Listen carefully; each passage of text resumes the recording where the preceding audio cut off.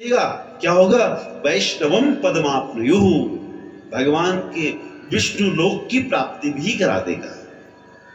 अर्थात जो जिस भाव को लेकर के इस हरिवंश को सुनेगा, उनकी उन सभी कामनाओं को पूर्ण करने में ये समर्थ है। और बोले भविष्यन्ति नरा राजन् सत्यं सत्यं वदाम्यहम् स्त्रीभिश्च पुत्रकामाभिः श्रोतव्यं वैष्णवं यशः। इस हरिवंश को क्या कहा? वैष्णवम यशः, भगवान विष्णु का यश है ये, भगवान नारायण की कीर्ति है ये। इस यश को जो सुनेगा,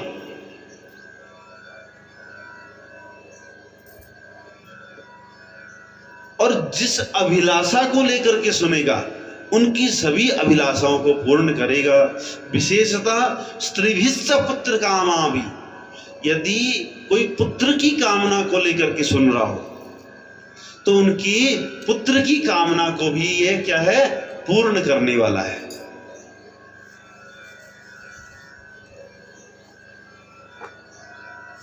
पुत्र की प्राप्ति नहीं होने के अनेक कारण है, इसमें गिनाए हैं।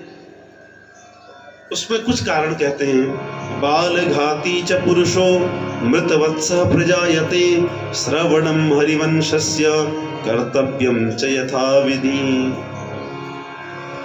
कोई बालघाती हो, किसी से बच्चे की मृत्यु हो गई है, किसी ने बच्चे का वध कर दिया हो,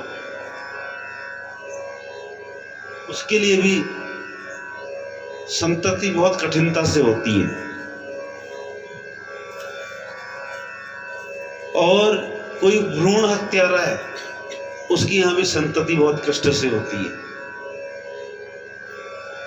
किसी के कुंडली में ग्रह विपरीत हो गए हों तो उसकी भी संतति होने में समस्या आती है। किसी के शरीर में कोई समस्या हो,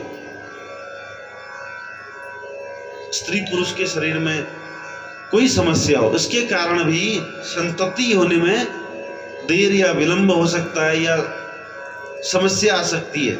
लेकिन श्रवणम हरिवंशस्य कर्तव्यम च यथा विधि, विधि अनुसार, विधि पूर्वक भगवान का चिंतन करते हुए, भगवान की भक्ति का आश्रय लेते हुए इस हरिवंश पुराण को सुना जाए तो उसकी कामना निश्चित ही पूर्ण हो, चाहे वो कितना ही बड़ा पापी क्यों न हो।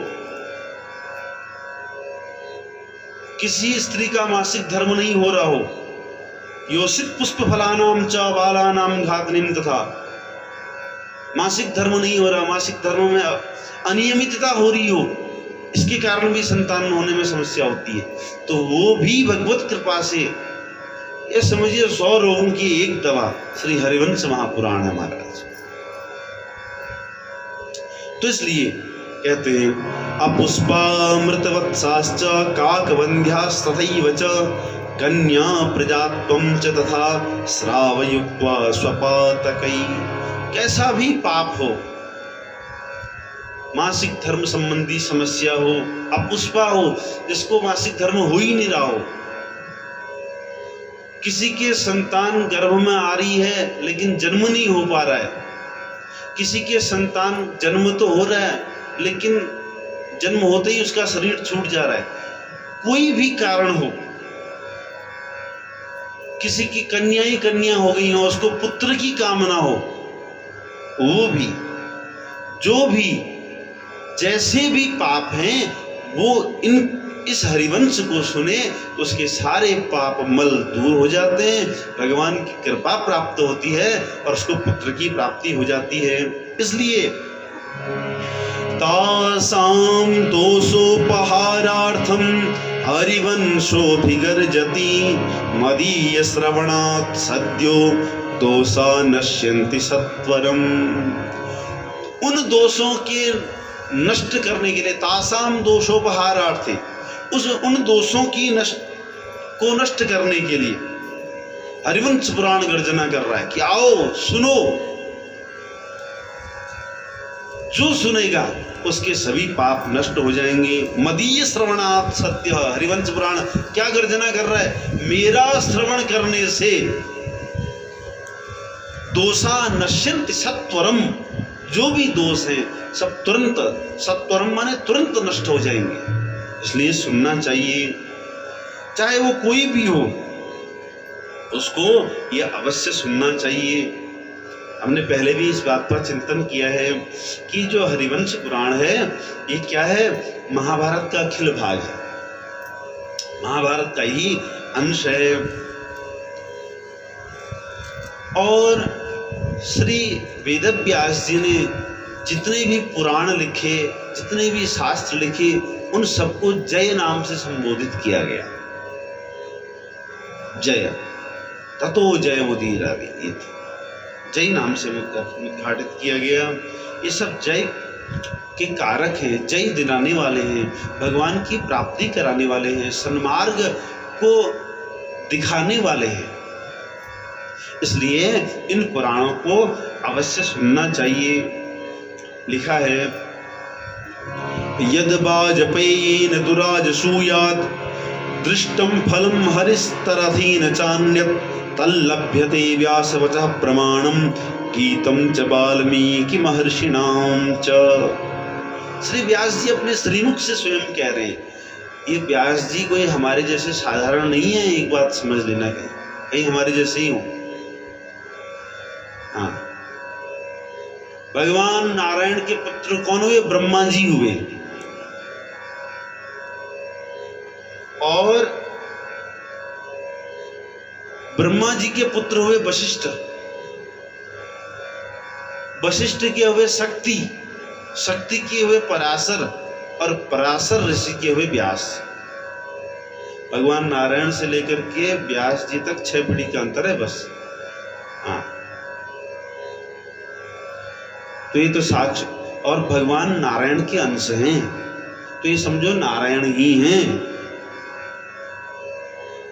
तो इसलिए व्यास कह रहे हैं कि महाराज, वाजपेयी यज्ञ करने से या राजसूय यज्ञ करने से जो पुण्य फल प्राप्त होता है, वो पुण्य फल इस हरिवंश पुराण को सुनने से प्राप्त हो जाता है। व्यास वचः प्रमाणम, इसमें व्यास जी का वचन ही प्रमाण है। और कह रहे हैं, यो हरिवंशं लेखयति यथा विहिना महातपा सपदि स जयति हरिपद कमलम मदपोहि यथा रशीन लुब्ध। जो इस हरिवंश महापुराण को अपने हाथों से लिखता है या जो उसको खरीद करके ग्रंथ को किसी को दान देता है, वो तो उसको क्या मिलता है, बोले स जयति हरिपद कमलम, स जयति हरिपदम, वो भगवान के पद को जीत लेता है।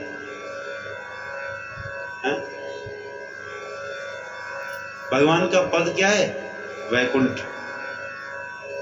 रामचरितमानस में भी लिखा है ना, यह चरित जगावहि हरिपद पावहि तेन परहि भवकूपा। हरिपद, भगवान के चरणों को, भगवान के धाम को, भगवान को प्राप्त कर लेता है जो इसको सुनता है, या जो इस हरिवंश पुराण को दान देता है।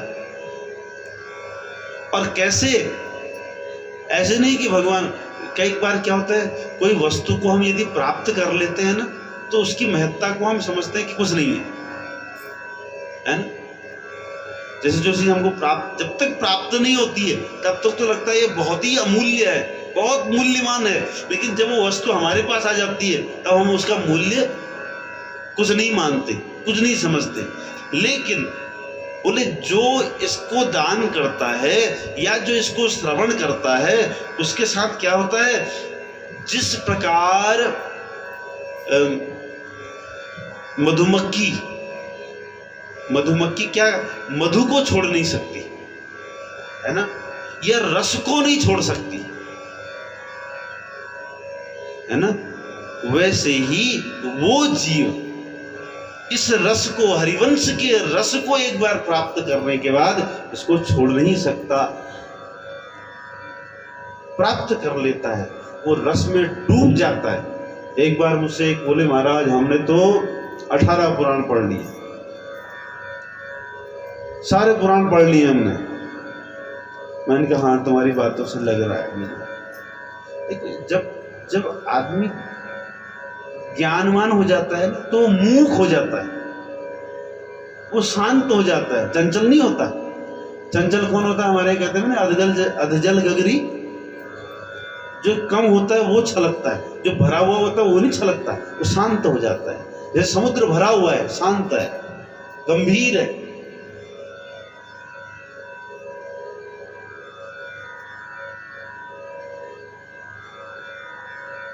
कोई कह रहा है महाराज मैं डूब गया पानी में, तो क्या डूब गया वो? भाई जब तक वो कह रहा है मैं डूब गया, इसका मतलब अभी डूबा, अभी थोड़े कसर है, अभी डूबा नहीं है। अगर डूब जाता फिर आवाज आती तो डूब जाता। जो डूब जाता है फिर आवाज नहीं आती, फिर क्या हो जाता है? वो भगवान में मिल जाता है, शांत हो जाता है।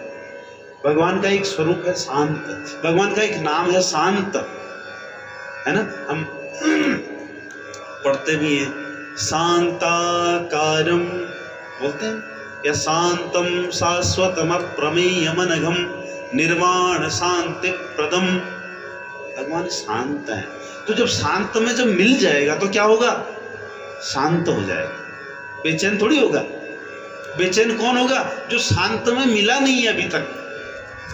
हम कह रहे हैं महाराज बहुत बेचैनी होगी, अशांति होगी, तो शांत से जाकर के मिलो ना, अपने आप शांति हो जाएगी। अगर हम भक्ति कर रहे हैं, यदि हम भगवान का भजन कर रहे हैं, तो हमारे अंदर पहला लक्षण यही है कि हम शांत होने चाहिए। अगर हम शांत हैं तो मतलब हमारी जो भक्ति है ना वो सही मार्ग में जा रही है। और यदि हम अशांत हो रहे हैं तो इसका मतलब अभी हमारे अंदर भक्ति का कुछ भी प्रवेश नहीं है। अगर हमारे अंदर शांति हो रही है तो मतलब हाँ ठीक है, हम सही मार्ग पे हैं। हम त्यागात शांति अनंतरम, गीता में भगवान कह रहे हैं त्यागात शांति अनंतरम, त्याग से शांति मिलती है। शांति किससे मिलती है? अब हम कह रहे हैं ये भी मेरा, वो भी मेरा, वो भी मुझे मिल जाए, शांति होगी ऐसे? त्याग करना पड़ता है महाराज। और उस विशेष एक छोटी सी वस्तु को प्राप्त करने के लिए हमको कितना त्याग करना पड़ता है ना। एक 10वीं की परीक्षा को पास करने के लिए मात्र कितना परिश्रम करना पड़ता है। तो उस विशेष मणि को प्राप्त हम करना चाहें, उस परमात्मा को प्राप्त करना चाहें, तो कितना परिश्रम करना पड़ेगा महाराज। तो इसलिए एक बार जिसको ये रस मिल जाता है ना, रस की चटनी जिसको एक बार जिसकी स्वाद लग गया, फिर वो तो उसके पीछे दौड़ने लगता है महाराज, है ना। धावंत रसलंपटा, भागवत जी में लिखा है। एक बार हरिद्वार में श्री सनकादिक ऋषि भागवत की कथा सुनाने के लिए जैसे ही मंच पर बैठे और लोगों को, ऋषियों को, महात्माओं को पता चला तो दौड़ रहे हैं, भाग रहे हैं। क्यों? क्योंकि एक शब्द भी न छूट जाएगा ये, क्योंकि इसके शब्द शब्द में, वाक्य वाक्य में रस ही रस है, आनंद ही आनंद है ना। क्योंकि बात ही आनंद की हो रही है, चर्चा किसकी है? भगवान का नाम क्या है? आनंद है। आनंद की चर्चा है तो आनंद होगा ही होगा। हाँ, यदि हम उसमें कुछ मिला देंगे तो फिर वो रस नहीं मिल पाएगा। जैसे आजकल लोग कहते हैं महाराज कथा क्या कौन सी है? बोले संगीतमय कथा है। अब उसमें संगीत जुड़ गया, मयट प्रत्यय करके मय शब्द बनता है, मतलब उसमें प्रचुरता संगीत की है, तो आनंद तो आएगा। कितनी देर तक आएगा? थोड़ी देर तक आएगा, जब तक संगीत हमारे अंदर है। लेकिन कथा कैसी होनी चाहिए? भक्तिमय कथा होनी चाहिए। ये भक्ति क्या है? निरंतर अनवरत सुख को प्रदान करने वाली है। सा त्वस्मिन् परम प्रेम रूपा, भक्ति का लक्षण है। तो इसलिए जो डूब गया उसमें फिर आवाज नहीं आती हैं। रसिया रसिया सब कहे, रसिया भये न कोई, जो रस में डूबा हुआ उसको रसिया जान। सब कहते हैं महाराज हम तो बड़े रसिक हैं। इसका मतलब अभी तुम्हारे को पता ही नहीं है रस है क्या, है ना। जब एक जो डूब जाता है ना, उसको तो वो कह ही नहीं सकता, वो बोल ही नहीं सकता, क्या कहेगा वो। जैसे कोई गूंगा व्यक्ति है और उसको मीठा बड़ा प्रिय है और हमने उसको मीठा खिला दिया। अब हम उससे कहेंगे कैसा हो रहा है, वो बता पाएगा? वो अनुभव तो कर पा रहा है, वो समझ पा रहा है कि कितना मीठा है, कितना आनंद आ रहा है, समझ पा रहा है, लेकिन बता नहीं पा रहा है। तो वैसे ही स्थिति उस भक्त की हो जाती है जो ये भगवान के चरणों में जिसकी लौ लग जाती है, जिसका मन भगवान में लग जाता है, जिसका मन भगवान के चरित्रों को सुनने में लग जाता है, उसकी स्थिति भी ऐसी ही हो जाती है, मूकवत हो जाता है। तो इसलिए कह रहे हैं यो हरिवंशम लेके, जो इस हरिवंश पुराण का गान करता है, इसको सुनता है, इसको पढ़ता है, उसका भगवान से प्रेम बढ़ जाता है। आद्यम पुरुषमीशानम पुरुहूत पुरुष्टुतम ऋतम एकाक्षरम ब्रह्म व्यक्ता व्यक्त स्वरूप सनातनम। नैमिषारण्य तीर्थ की बात है। उस समय सभी शास्त्रों के जानकार सौनक ऋषि विराजमान हैं। सौनक जी के साथ 88,000 ऋषि विराजमान हैं। उसी समय सूत जी का प्राकट्य हुआ है।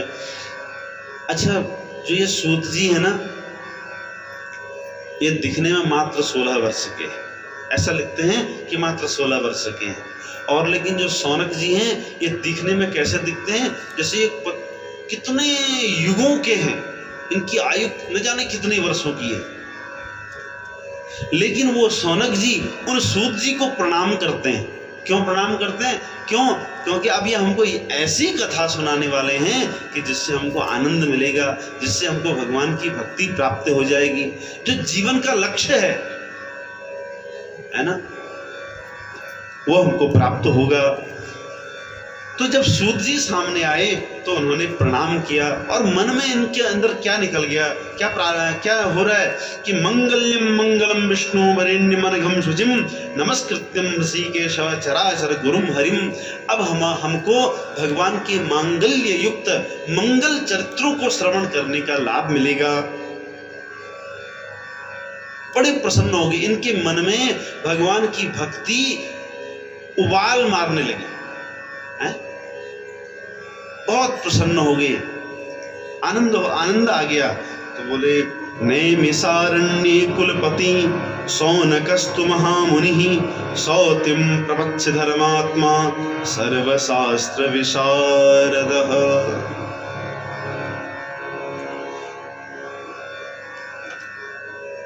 सूत जी से सौनकादिक ऋषियों ने प्रश्न किए हैं।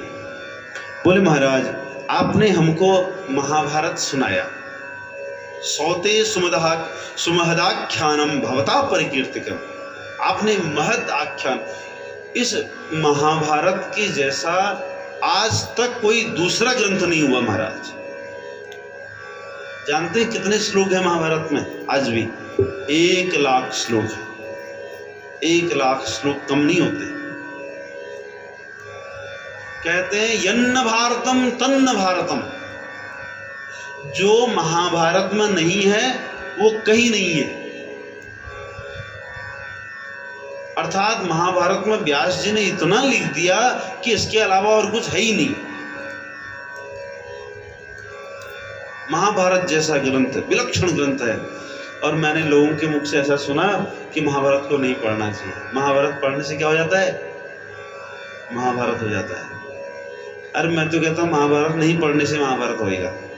क्यों? क्योंकि जानकारी ही नहीं, कैसे व्यवहार करना चाहिए, क्या करना चाहिए, क्या नहीं करना चाहिए। महाभारत में सब लिखा हुआ है, मुझे तो, मैं आपको, मुझे कहने में कोई संकोच नहीं है। श्री विष्णुदत्त जी कांडपाल जी बैठे विराजमान है, इनके माध्यम से भाई मेरे पास इतना सामर्थ्य नहीं था कि मैं एक पुस्तक पुराण को खरीद पाऊँ, महाभारत को खरीद पाऊँ, तो आपने मुझे वो महाभारत दिया, मैं उसको पढ़ रहा हूँ घर में लगातार। जब से आपने दिया पिछले साल से, तो जितना समय मुझे मिलता है मैं उसको पढ़ता हूँ। तो हमारे घर में अभी तक तो ऐसा कुछ हुआ नहीं। हाँ, महाभारत पढ़ने से ज्ञान जरूर मिलेगा, भक्ति जरूर बढ़ेगी, चारों पुरुषार्थ बढ़ेंगे। चार पुरुषार्थ कौन कौन से हैं? धर्म, अर्थ, काम और मोक्ष। पुरुषार्थ माने करने योग्य कर्म। जन्म लेकर के जो करने योग्य कर्म है वो चार ही है। एक है धर्म, धर्म कैसे करना चाहिए, धर्म किसे कहते हैं, वो सब व्याख्या महाभारत में। अर्थ, अर्थ माने धन, अर्थ माने कामनाएं, कामनाओं को कैसे पूर्ण करें, धन को कितना कमाएं, धन को कैसे कमाएं, धन को कैसे रखें, धन को कितना रखें, धन को कहां रखें, धन को कहां खर्च करें, ये सब बात विस्तार से उसमें कही गई है ना। और उस धन का प्रयोग कैसे हो हमारी कामनाओं को पूर्ण करने में, है ना। धनात् धर्म ततो सुखम, धर्म, धर्म से धन कमाएं और धर्म से धन कमाएं, ये दोनों एक दूसरे के पूरक हैं। धन से धर्म और धर्म से धन। तो उससे जो हमारी कामनाएं पूर्ण होंगी, यानी काम हमारा पूर्ण होगा, उसके बाद जो फल मिलेगा, जो सुख मिलेगा, वो अनंत सुख की प्राप्ति होगी उससे। अब जो धन है, हम अगर उसको अधर्म से कमाएंगे तो परिणाम में दुख मिलेगा। और इसलिए अर्थ और काम को बीच में रखा गया, धर्म और मोक्ष को पूर्व में और पर में रखा गया, क्योंकि धर्म और मोक्ष की सीमा में रह करके अर्थ यानी धर्म, अर्थ माने धन, और काम माने कामनाओं की पूर्ति करनी चाहिए, मोक्ष और धर्म के केंद्र में रह करके। मोक्ष माने मृत्यु भी समझ सकते हैं, है ना। तो हमको इस प्रकार से व्यवहार करना चाहिए, इस प्रकार से धन कमाना चाहिए कि हमारी कामनाएं भी पूर्ण हो और लेकिन हमको सुख भी प्राप्त होता रहे।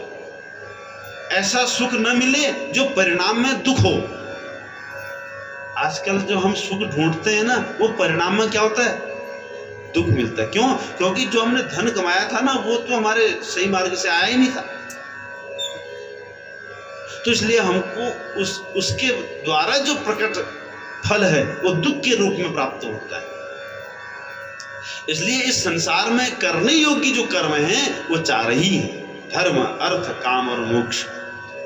तो इन चारों पुरुषार्थों की सिद्धि के लिए, इन चारों पुरुषार्थों को जानने के लिए हमको महाभारत जरूर पढ़ना चाहिए। तो महाराज, हे सौती, हे सूत जी के पुत्र, हे उग्रश्रवा जी, आपने हमको महाभारत सुनाया, हमको बड़ा आनंद आया।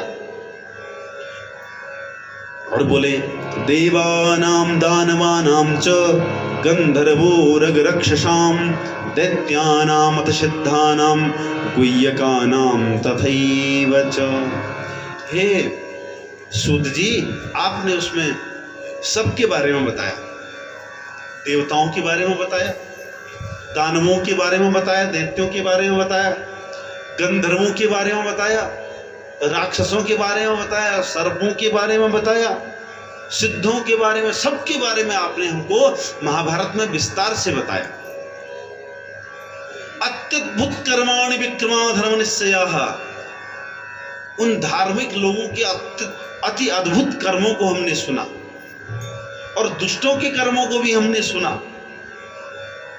और कथितं भवतां पुण्यम पुराणं श्लक्ष्मणया गिरा मनः कर्ण सुखः सौते प्रीणात्यमृत सम्मितम। हे महाराज, आपने जो हमको वो महाभारत सुनाया ना, सुनने के बाद हमारे कर्ण और मन को बड़ी प्रसन्नता हुई, बहुत आनंद आया, बहुत तृप्ति की प्राप्ति हमको हुई उसको सुन करके। आपने तत्र जन्म कुरुणाम वही तयोक्तम लोम हर्षणे, वहां पर आपने कौरवों के बारे में विस्तार से बताया, लेकिन आपने वृष्णिवंशी और अंधक वंशियों के बारे में नहीं बताया विस्तार से। वो आपने शॉर्ट करके बता दिया, सूक्ष्म में बता दिया। इसलिए हे प्रभु, हम ये सुनना चाहते हैं वृष्णिवंशियों की वंश की परंपरा और अंधक आदि वंशियों की वंश परंपरा को सुनना चाहते हैं, ये सुनाइए। सूत जी बोले, महाराज जन्मे जैन यत् पृष्ठ शिष्यो व्यासस्य धर्मविद तततैहं संप्रवक्ष्यामि वृष्णीनां वंशमादितः। हे सौनक जी, आपको मैं वो बताऊंगा जो व्यास शिष्य ने जन्मेजय जी को बताया था। व्यास शिष्य हैं वैशंपायन जी। वैशंपायन जी ने जन्मेजय जी को जैसा जैसा बताया था, जो बताया था वही मैं आपको बताऊंगा। इसलिए ध्यान से सुनिए। जन्मेजय बोले कि हे प्रभु, आपने पूर्व में कथितम भवता पूर्वम विस्तरेण मया श्रुता, आपने महाभारत की कथा को विस्तार से पूर्वक से सुनाया है। इसलिए हे प्रभु, अब वृष्णिवंशियों के बारे में बताइए, क्योंकि हमने सुना है कि पांडव और ये वृष्णिवंशी ये दोनों एक ही हैं, इनका एक ही कुटुंब है, इनके बारे ऐसा हमने सुना था। इसलिए हे प्रभु, इनके बारे में हमको विस्तार पूर्वक बताइए। सूत जी बड़े प्रसन्न हुए, वो कहने लगे, सुनो अब मैं आपको हे राजन वो कथा सुनाता हूँ। शृणु राजन कथां दिव्यां पुण्यां पाप प्रमोचनीं कथ्यमानां मया चित्रां भवर्थां श्रुति संहितां। हे राजन, वैशंपायन जन्मेजय जी से बोले, हे राजन, अब वो दिव्य पुण्य को बढ़ाने वाली उस दिव्य कथा को मैं आपको सुनाता हूँ, जिसको सुनकर के सारे पाप दूर हो जाते हैं और पुण्य की वृद्धि होती है। ऐसी कथा मैं आपको सुनाता हूँ। तो आइए वैशंपायन जी जन्मेजय जी को ये कथा आगे को बढ़ाएं। तो इससे पहले थोड़ी देर भगवान के नाम का संकीर्तन कर लें, भगवान से प्रार्थना करें। श्री कृष्ण गोविंद हरे मुरारे, हे नाथ नारायण वासुदेव। श्री कृष्ण गोविंद हरे मुरारे, हे नाथ नारायण वासुदेव। श्री कृष्ण गोविंद हरे मुरारे, हे नाथ नारायण वासुदेव। श्री कृष्ण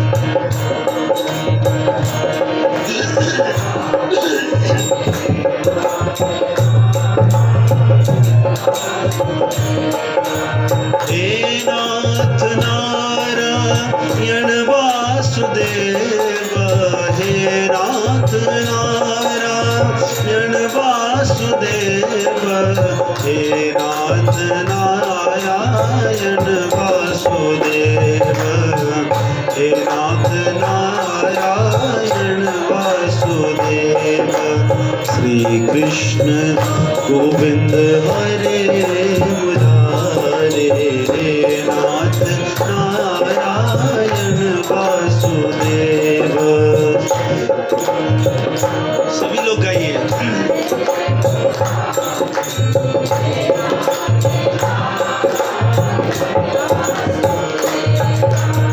गोपाल मेरी यह प्रार्थना है, गोपाल मेरी यह प्रार्थना, गोपाल मेरी यह प्रार्थना है, गोपाल मेरी।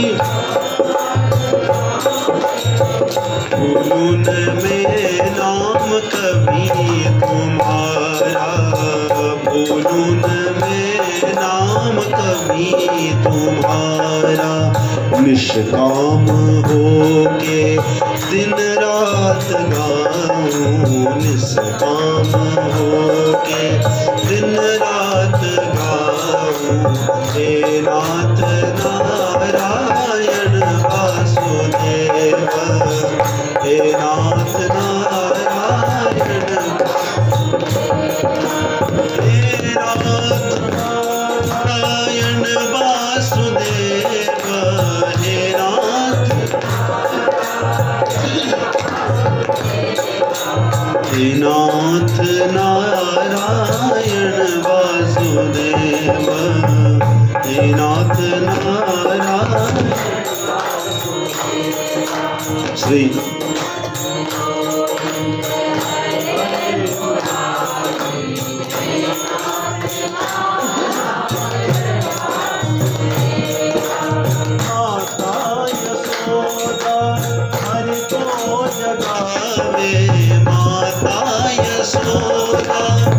हरि को जगावे, माता यशोदा हरि को जगावे, माता यशोदा। जागो उठो मोहन नैन खोलो, जागो उठो मोहन नैन खोलो, द्वारे खड़े गोप बुला रहे हैं, द्वारे खड़े गोप बुला, हे नाथ नारायण वासुदेव, हे नाथ, हे नाथ नारायण वासुदेव, हे नाथ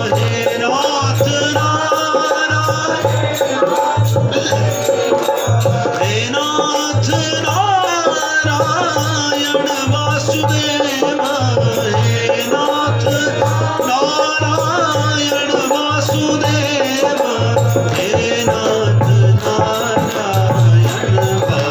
वासुदेव, हे नाथ नारायण वासुदेव। श्री कृष्ण गोविंद हरे मुरारे, हे नाथ नारायण वासुदेव, श्री कृष्ण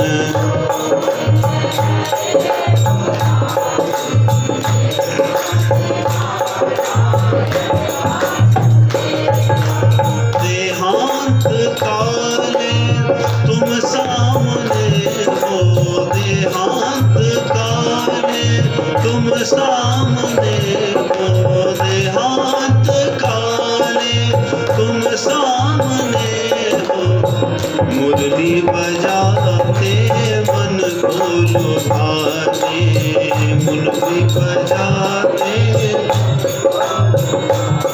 यही गीत गाकर तननाथ त्यागो, यही गीत गाकर तननाथ त्यागो, हे नाथ नारायण वासुदेव, हे नाथ नारायण वासुदेव, हे नाथ नारायण वासुदेव, हे नाथ, हे नाथ नारायण वासुदेव, हे नाथ, हे नाथ नारायण वासुदेव, हे नाथ नारायण। श्री कृष्ण गोविंद हरे मुरारे, हे नाथ नारायण वासुदेव, श्री कृष्ण गोविंद हरे मुरारे, हे नाथ नारायण वासुदेव, हे नाथ नारायण वासुदेव, हे नाथ नारायण वासुदेव। श्री वृंदावन बिहारी लाल की भगवती माता की। तो श्री वैशंपायन जी बोले कि हे प्रभु, हे जन्मेजय जी, मैं आपको वो दिव्य कथा सुनाऊंगा, श्रुति संहिता। ऐसा नहीं कुछ भी सुना दूं। आजकल बहुत सारे लोग ऐसे हो गए हैं, वो मनमुखी बातें सुना रहे हैं, मनमुखी कथाएं सुना रहे हैं, और लोग उनके पीछे जा भी रहे हैं। अंत पर आंख बंद करके विचार नहीं कर रहे हैं कि ये क्या बोल रहे हैं, ठीक बोल रहे हैं कि गलत बोल रहे हैं। और जो आजकल सनातन परंपरा से विपरीत बोल रहे हैं, लोग उनके पीछे जाते जा रहे हैं। और एक दिन ऐसा होता है, फिर वो गुरुजी कहाँ चले जाते हैं? जेल में। बोले गुरुजी कहाँ हैं? बोले आजकल जेल में। भाई जो सनातन परंपरा से हट करके जाएगा, हम कौन ना स्वर्गला नरकला ये सु, तो यहाँ वो प्रतिभाषित हो जाता है। यहाँ है नहीं, यहाँ थोड़ा थोड़ा दिख जाता है कि ऐसा है भैया, भविष्य में ऐसा होने वाला है। तो अभी भी समझ जाओ, समय है, मान जाओ, सुधर जाओ। मौका भगवान बार बार मौका देता है संभलने का, सुधरने का।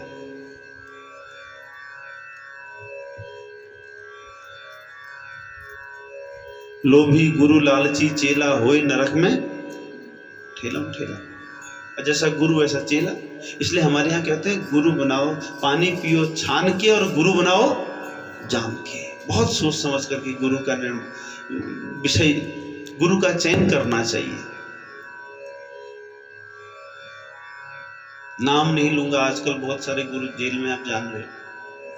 वो जिसने सनातन को बदनाम करने का प्रयास किया, सनातन से अलग परंपरा बनाने का प्रयास किया, उसकी तो दुर्गति निश्चित है। क्योंकि हम अभी चिंतन कर रहे थे, व्यासोच्छिष्टम जगत सर्वम, व्यास जी ने इतना लिख दिया है, इसके अलावा कुछ बोलने की आवश्यकता ही नहीं है। एक व्यासपीठ से अनाप शनाप बोल रहे थे, मैंने बीच में यूट्यूब में उनका बहुत विरोध भी किया था। वो मुसलमानों के पक्ष में पता नहीं क्या क्या कीर्तन गाने लगे, बहुत नामी कथावक्ता, राम कथावक्ता। तो सनातन से हट करनी, ये व्यासपीठ की जो परंपरा है, जो मर्यादा है, उसके अनुसार व्यवहार करना चाहिए। यहाँ वो कहा जाएगा, इस पीठ से वो कहना चाहिए, इस पीठ से वही कहना चाहिए जो श्रुति सम्मत है, जो व्यास जी ने कह दिया है, उसके अलावा कुछ नहीं। उसके अलावा कहेंगे तो फिर पतन होने में देर नहीं लगेगी महाराज। तो यही वैशंपायन जी भी कह रहे हैं, कृति कथ्यमानाम मया चित्राम बहुवार्थाम श्रुति संहिताम। मैं वही कहूंगा जो वेद सम्मत है, मैं वही कहूंगा जो व्यास जी ने मुझे सिखाया है, मैं, और व्यास जी भी वही कहेंगे जो यथार्थ है। ऐसा नहीं व्यास जी हैं तो कुछ भी कह देंगे, नहीं, यथार्थ है वही कहेंगे, जिसमें हमारा कल्याण है वही कहेंगे महाराज। इसलिए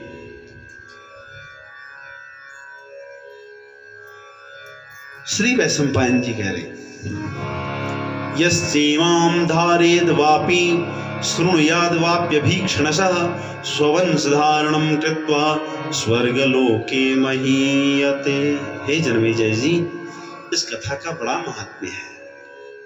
यस्येमां धारेद वापि शृणुयाद, जो इस कथा को धारण करता है, जो इस कथा को धारण करता है, या शृणुयाद, सुनता है, क्या होता है?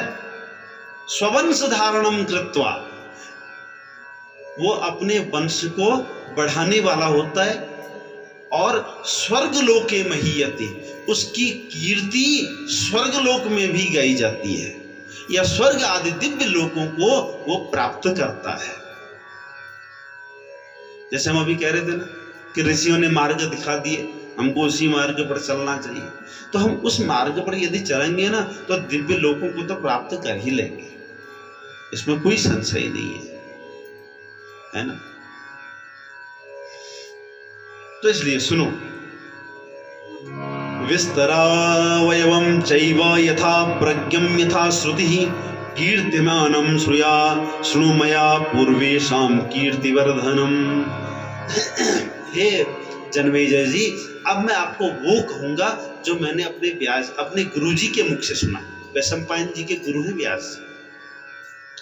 अपने गुरुजी के मुख से मैंने जैसा सुना और अपनी बुद्धि के अनुसार जो मैंने धारण किया, यथा मति यथा बुद्धि, मैं आपको वो सुनाऊंगा जो पूर्वेशाम कीर्ति वर्धनम, जो हमारे पूर्वजों की कीर्ति को बढ़ाने वाला है, जो भगवान की कीर्ति को बढ़ाने वाला है। ऐसी बात मैं आपसे कहूंगा, क्योंकि धन्यम यशस्सम शत्रुघ्नम स्वर्गमायु प्रवर्धनम कीर्तनम स्थिर कीर्तिनाम सर्वेशाम पुण्यकर्मणाम। उन पूर्वजों का जो यश है वो क्या करता है? स्वर्गमायु प्रवर्धनम। भाई माना हम ध्रुव जी का चरित्र सुनते हैं तो ध्रुव जी हमारे पूर्वज ही तो हैं। माना हम प्रहलाद जी का चरित्र सुनते हैं तो प्रहलाद जी हमारे पूर्वज ही तो हैं, है ना। भगवान कृष्ण हैं, राम हैं, ये सब हमारे पूर्वज हैं। हम मनुष्य हैं और वो हमारे पूर्व में उन्होंने जन्म लिया, धारण करके अनेक